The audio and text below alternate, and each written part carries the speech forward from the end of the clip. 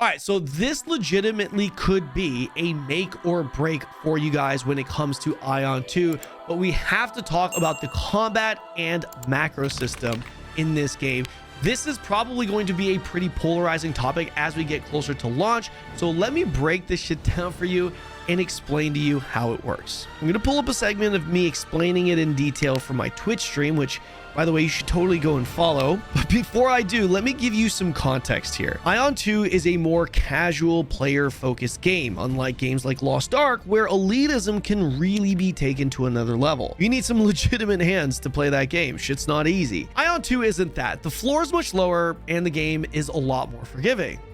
For the most part, at least. Now, this doesn't mean that the game is brain dead easy, though. There is some legitimately challenging content in this game. The big distinction with this game, however, is that the fights in Aion 2 are just a lot more faster paced, spammier, and busier. So while it may be more forgiving in that you're less punished for your errors, it's also a lot easier to make errors due to the nature of the game's speed. In Lost Ark, one death is devastating.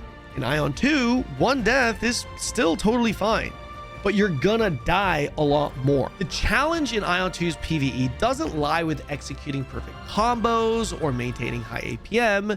The challenge leans more towards boss fight knowledge and fight awareness. There is a big difference between someone who's constantly getting hit by everything versus someone who can execute mechs properly versus someone who can execute mechs properly and knows how to min-max DPS windows. There's a big difference between all three when it comes to damage. The nature of this game being faster and spammier means that even like 2 or 3 seconds of downtime can have a noticeable impact on your damage. Now, keep in mind, there are some classes that are more active than others. For example, classes like Ranger or Templar are a lot more straightforward and have lower floors compared to classes like Sin or Brawler. But generally speaking, Aion 2's combat is very easy to learn, to the point where many will think it's just too easy when strictly looking at just the combat. I personally think a lower floor like this for casuals is good, especially since there is enough skill expression to differentiate yourself.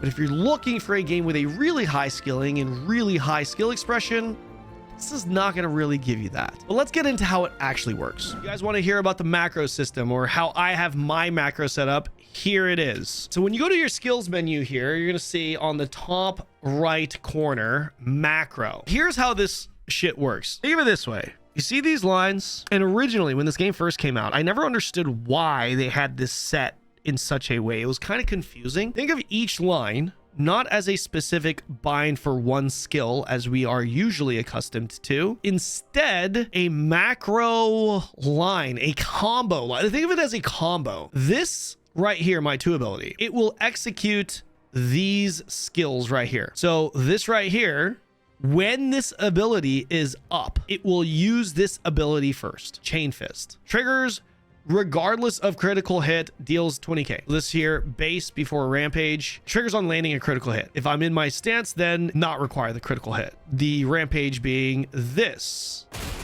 Let me just get some rampage here.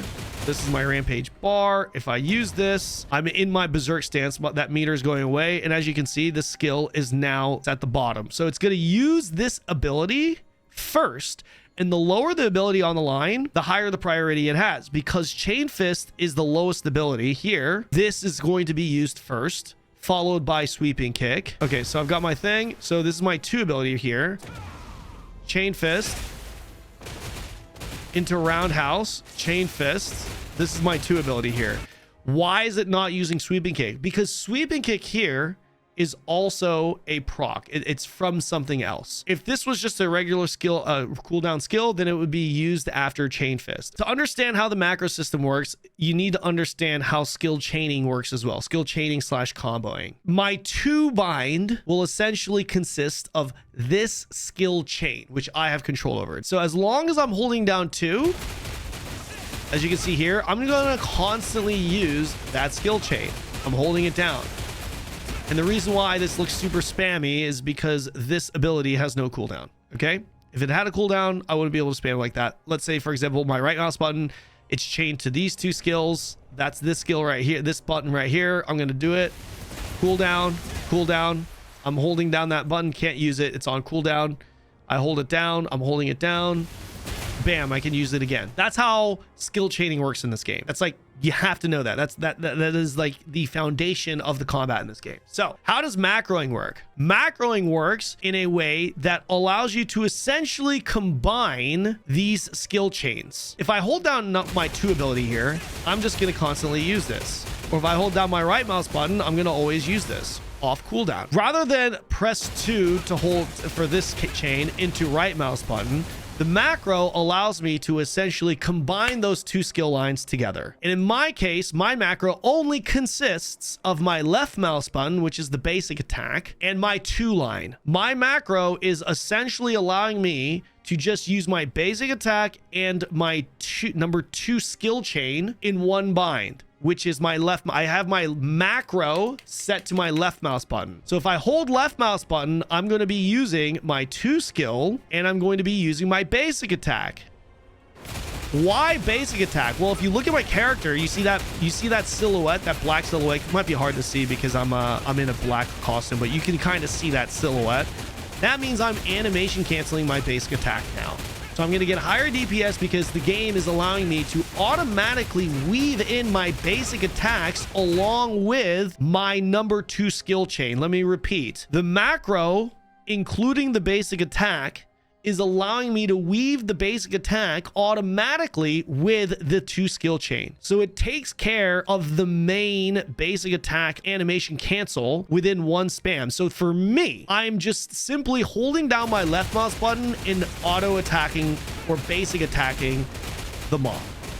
So let me kind of walk you through my quote unquote rotation is. Okay.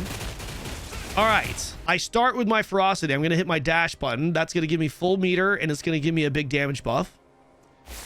I'm going to use my O to consume my meter to start ticking my meter, right? Put me in rampage stance and I'm going to use my rage. I'm going to press 0 again for pulverize. That's a big buff. I'm going to hold 0, press 0 again for a big buff.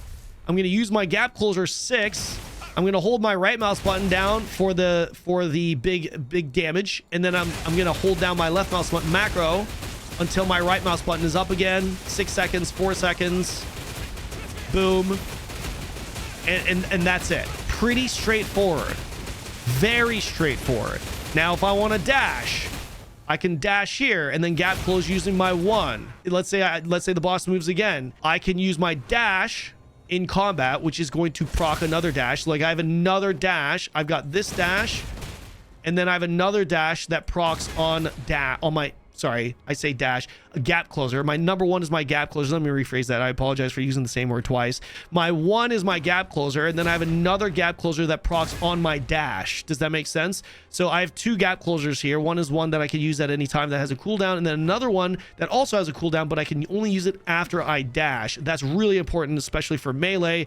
This gap closer here, by the way, puts me in front of the target, and it's like reverse backstep, because I'm a front attacking class. My 8 ability is an AoE that I have, and my 7 ability is a heal that I can weave in. This gives me a big heal. 29% of my damage dealt gives me a fat heal. So if I'm a little bit in trouble, or if I'm taking damage, taking too much cleave, I can use that situationally to increase my health, to heal my health back up. And that's it.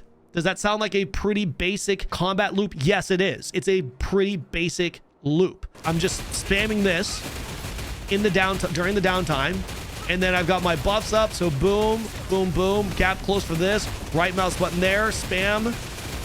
I'm gonna use my right mouse button skill chain off cooldown. There it is, right? And let's say the boss is moving, I go here, and keep in mind I'm a positional class, so I'm gonna have to make sure I'm moving, dashing a lot, because in this game the bosses attack a lot. Okay, and the last skill is my block, my active block. As melee, you get an active block. It looks like this. And during this entire block frame, I'm essentially taking no damage. Okay, and I've got 2 charges of that. So as he's hitting, I'm recognizing the boss attacks, whether it's a yellow AoE or a regular attack pattern. I can use block to negate that damage coming in, which is incredibly important for a frontal positional class. That's pretty much how it works. That's how the combat works in this game. That's how the macro ties into the combat.